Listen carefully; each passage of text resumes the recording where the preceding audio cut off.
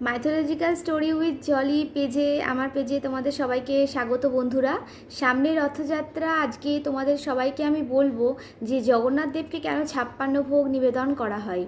আমরা সবাই জানি যে গোকুলে যে যখন শ্রীকৃষ্ণ জন্মগ্রহণ করে সেখানে আগাগোড়াই হলো ইন্দ্রদেবের পুজো করা হতো।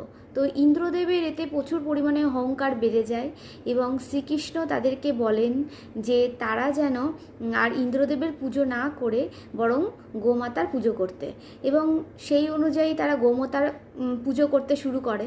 তো তাতে ইন্দ্রদেব ভীষণ রুষ্ট হয়ে যান এবং তিনি পবনদেবকে অনুমতি দেন এবং আদেশ দেন যে তারা যেন গোকুলে একটানা বৃষ্টিপাত ঘটায়, এবং সেই রকম হিসাবে তার আদেশ অনুযায়ী কাজ হয় এবং একটানা বৃষ্টিপাতের জন্য সবার খুব নাজেহাল অবস্থা হয়ে যায় গোকুলবাসীর, এবং তারা তখন গোবর্ধন পর্বতে